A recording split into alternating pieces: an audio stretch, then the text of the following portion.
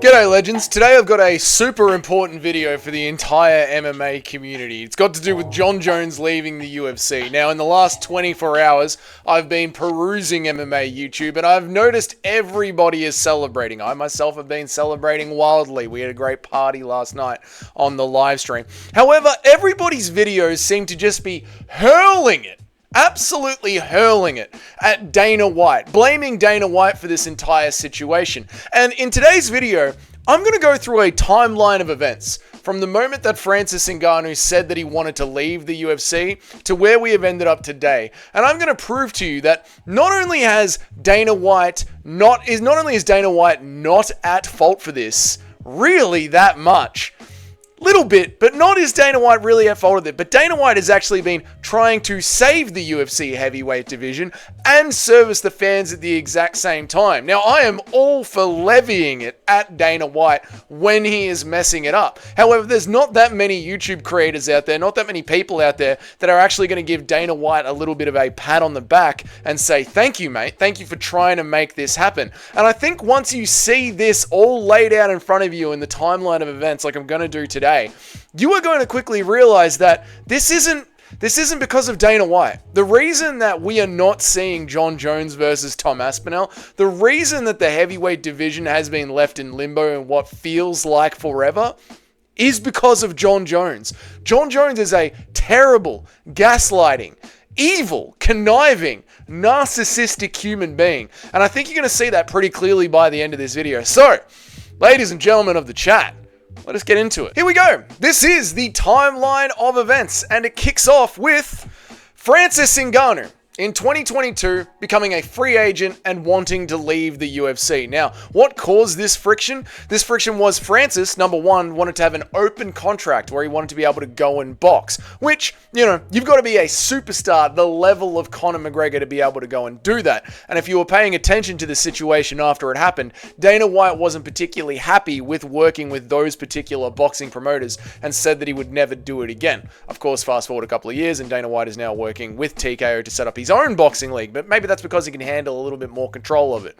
But not only that, Francis Ngannou was asking for a phenomenal amount of money, an absolutely phenomenal amount of money, and this caused a lot of conflict between the fan base, the UFC, and Francis Ngannou. At the end of the day, we know that the UFC were justified in offering Francis Ngannou about $8 million plus pay-per-view points to fight Jon Jones. That wasn't good enough for Francis Ngannou. He wanted a lot more. And what Francis should be doing is exactly what he did. He should be leaving to get as much money as he possibly can. He absolutely should be doing that. Dana White should be doing what he did in that situation. He should be protecting the rest of his company. If he lets Francis Ngannou get a super deal, be able to go and fight boxing, notice Sean O'Malley back then wanted to say that. If he pays Francis Ngannou millions upon millions of dollars, other fighters are going to want to stand up and get millions and millions of dollars, and the entire company would crumble into financial ruin if every single fighter got as much as they absolutely wanted out of it. And this has been proved by the PFL, which has been going bankrupt, which I've been following very closely, and also the fact that the PFL did end up signing Francis Ngannou, and they absolutely tanked in their sales. They haven't made any money off Francis Ngannou at all. Here you can see this article on good old BJ... Oh no, this is on boxingnews.com. I thought this was bjpen.com. But here you can see this article about how Francis Ferreira flops on pay-per-view. PFL made a very bad deal, and it turned out that they only sold 10,000 pay-per-view buys, which is just a horrible, horrible amount of money. So Francis did the right thing in chasing up as much money as he possibly could for himself, and Dana White did everything that he could by protecting the financial stability of the UFC. Dana White, technically, in this situation, in this deal here, Dana White technically did the right thing by letting Francis go if Francis didn't want to sign on to an $8 million deal with the UFC. Now, the moment after Francis Ngannou became a free agent and left, this is when this very important part of the timeline happened. This is going to dictate how we spiral down into where we are today.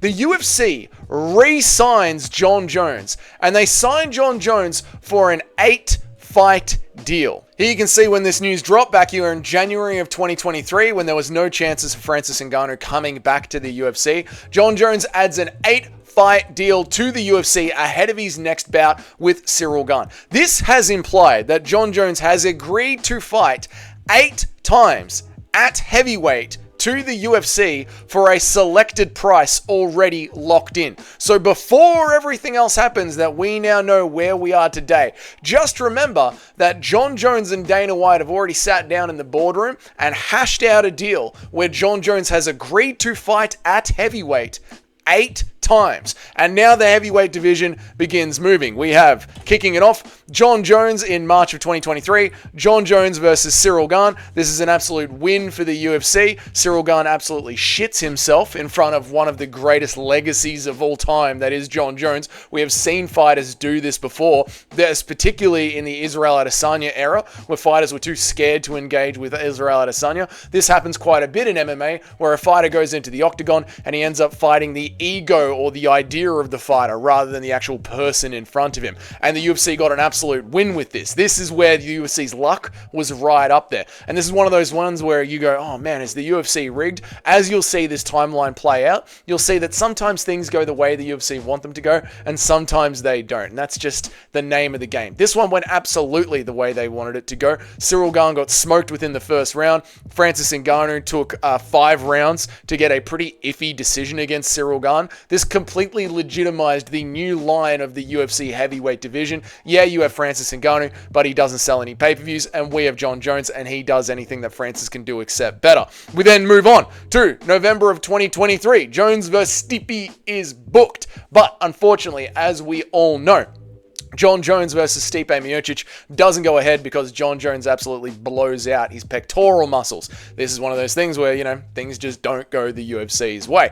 And this would have further solidified the Jon Jones heavyweight legacy even more. It would have been one for the fans. Yes, Tom Aspinall was in the background. He was lurking. But remember, at that time, Sergey Pavlovich had a little bit more line up to go to the title. Sergey had a little bit more meritocracy. But also remember, we can get this one done. We can establish Jon Jones as the GOAT. He beats the greatest heavyweight of all time. This helps wipe away all the media that Francis Ngannou caused only 12 months earlier. That sour taste was still in the fans' mouths. So we'll get this one done, and then don't worry, we've still got 6 fights left with Jon Jones. Look at him. He's fighting in March. He's booked to fight in November. We've just signed an 8-fight deal. Everything's all good on our end, says Dana White. We're looking after the fans. We're getting the heavyweight division moving.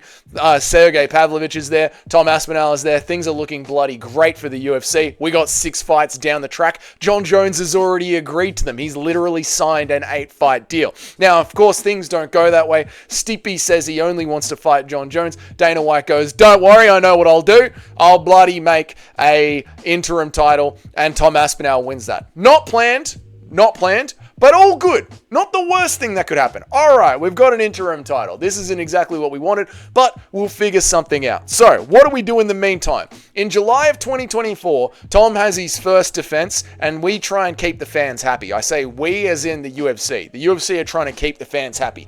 What's going on at this point in July of 2024? Dana White is saying, listen. Guys, listen, how do we not do the Stipe fight?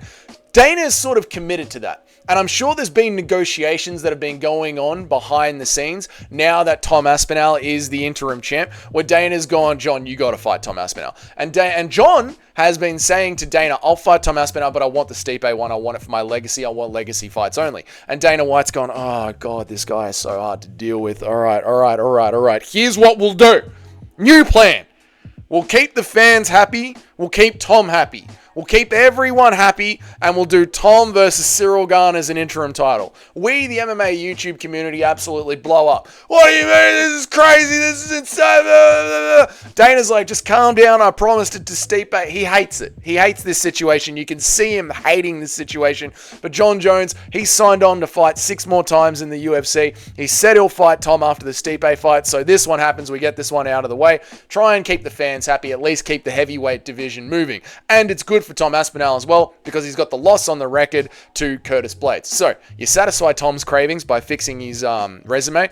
You satisfy the fans by at least giving them a heavyweight fight. You keep the heavyweight division moving a little bit, and you keep Jon Jones happy. This prissy little boy that is going to demand so much more further down the timeline. As you'll start to see, this is all on Jon Jones. So Jon Jones says, I want Stipe for my legacy. Dana goes, all right, fine. You can have Stipe for your legacy. And we get Stipe versus Jon Jones in November of 2024. This is a pivotal point in the timeline. Jon Jones versus Stipe in November in 2024. Tom Aspinall drops a video on his YouTube channel after this fight. Same night after this fight. He's had a meeting with Hunter Campbell. He's so happy. He's so happy. Dana White is so confident that this fight is going to happen. It is here on the night at Madison Square Garden after the fight that Jon Jones has verbally agreed. There's a gentleman's handshake that he will fight Tom Aspinall next. That is what is going on there. Tom knows it, Hunter knows it, Dana knows it, Jon said it, but Jon Jones is kicking back going, I am never fighting. Never, ever fighting Tom Aspinall. That is never going to happen. And he starts to talk about how he's just annoying to me. I want super fights. Maybe Alex Pereira. Right now, Jon Jones has told Dana White and Tom Aspinall and Hunter Campbell that he will fight.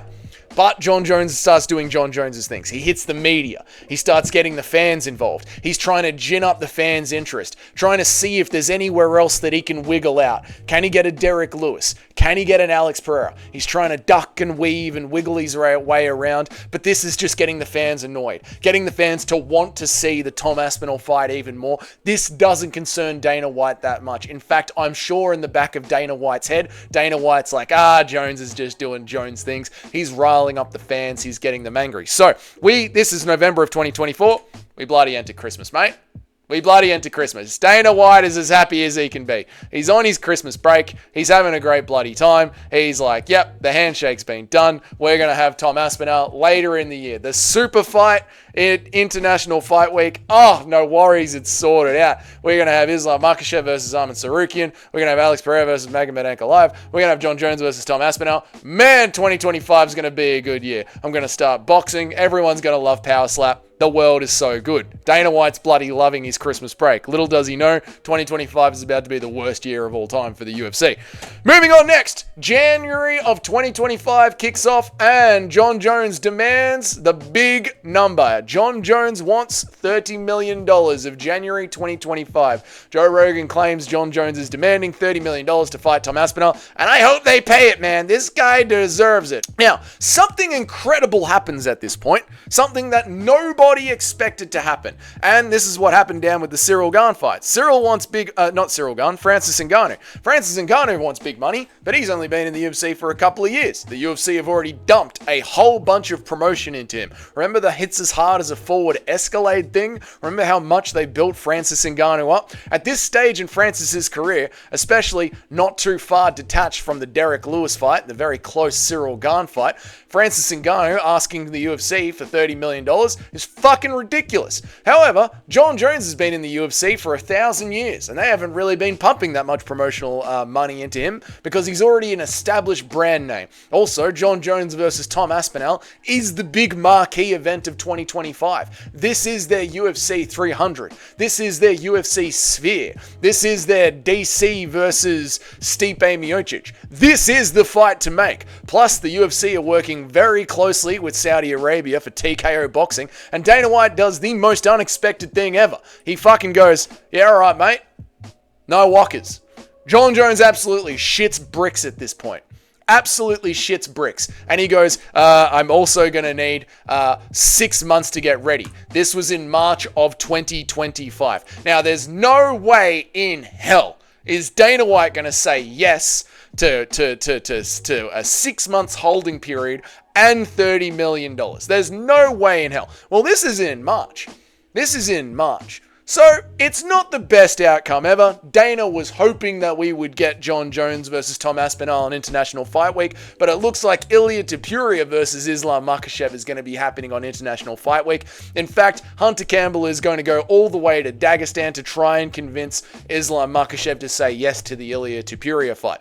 Turns out, a bit later on, when Hunter Campbell did go all the way to Dagestan to sort that out, Islam Makhachev said yes to the Ilia Topuria fight, but only if on the condition condition, if JDM wins, he gets to move up to welterweight. Hunter went, yep, no worries. There's no way JDM, the boxer, is going to beat Bilal Muhammad. JDM does beat Bilal Muhammad. International Fight Week turns to absolute shit. We get Charles Oliveira versus Ilia Topuria, and Islam Makhachev vacates. So now International Fight Week didn't go the way that the UFC planned for it to go. UFC 311 at the start of the year didn't go the way that it planned for it to go because Arman Sarukian pulls out. So Dana White is absolutely fucking livid around International Fight Week, but that's neither here nor there. We're still dealing with March. Around the time of March, when Jon Jones is asked for 6 months, there's no way Dana White's saying yes to $30 million and 6 months. Dana White goes, yeah, all right, fuck it. I really, really need this fight to happen, Jon. I need this fight to happen. 2025 isn't going well. Jon, we shook hands in November. I've technically got you under contract. Yes, you can have $30 million. Yes, you can have 6 months. Yes, you can have it in Madison Square Garden. Now, Jon, will you please sign the contract? This is the point where Jon Jones goes, yeah, fuck that cunt, and runs away all the way to Thailand. All the way to Thailand towards the end of May. Now we're starting to get right into the timeline that we're at today. This is towards the end of May, and Jon Jones just starts tweeting out all sorts of shit. All sorts of shit. Shit that Dana White and Jon Jones never agreed to. Dana White's probably on the phone with Jon Jones going, what the fuck are you talking about, mate? What the fuck is happening? You fucking told me that you'd be fighting Tom Aspinall. I've been glazing you for a fucking year and a half. I've been telling the entire MMA community, mate, that you're just the absolute shit. There's no one better than Jon Jones. Jon Jones will fight anyone, anywhere, anytime. What are you doing to me, Jon Jones? You make me look like an absolute idiot, mate. And Jon Jones is going, no, I don't want to fight him. I don't want to fight him. He's annoying to me. He's annoying to me. I don't want to fight him. Maybe I will, maybe I won't. I don't want to fight him.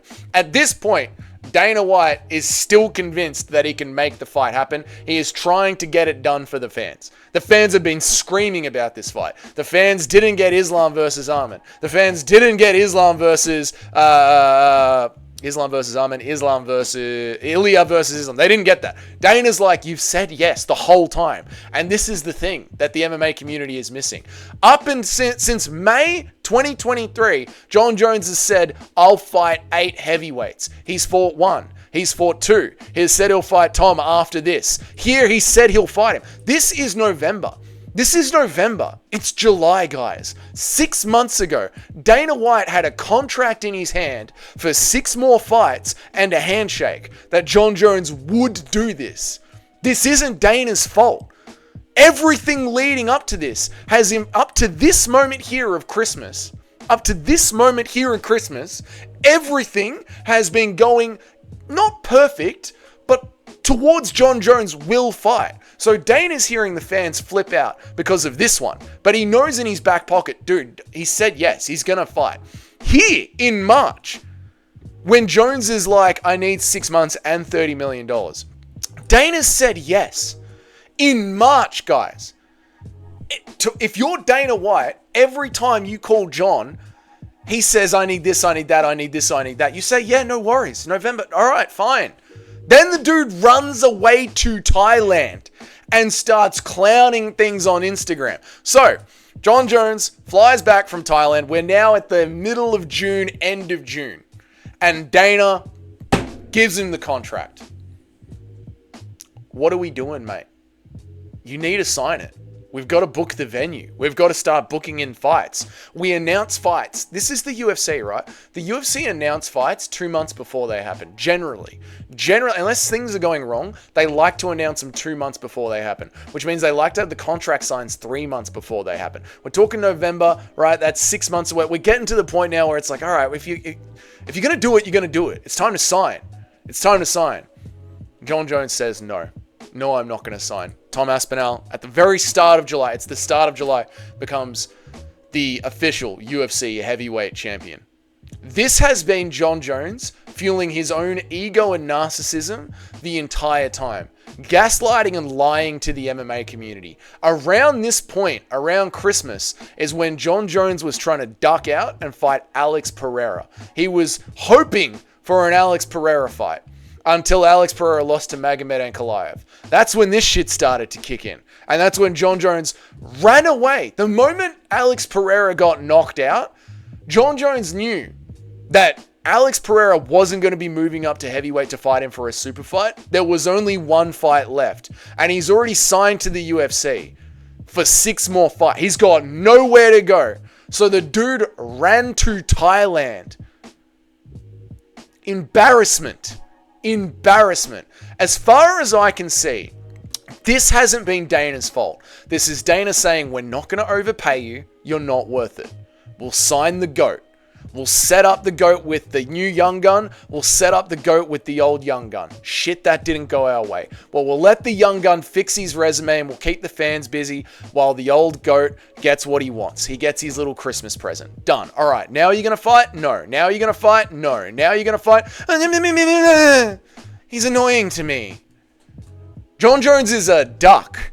Dana's been a victim of Jon Jones's lying and manipulation. And now Dana looks like a goddamn fool and we all hate him. When he has just been trying to put together a super fight for us. And really, he's only waited end of Jan when he said, yes, I'll pay you $30 million to the 1st of July. Dana's waited 6 months in contract negotiation. 6 months at a heavyweight level? How long does Tyson Fury take to negotiate something? That's all I'm saying. That's all I'm saying. That's the timeline of events. So if this is your first time here, welcome. My name is Dougie. I make an MMA video every single day of the week, and I try and go live at least 3 times a week. Let me know what you think about that timeline. Let me know how badly you think Dana is to blame for all of this down there in the comments. Let me know if you think I've missed something. Leave a like if you liked the video. If you're one of the paying members of the channel, thank you so much. I appreciate all of you. And until then, I'll see you all in the next video. You guys have yourselves a great day. Goodbye.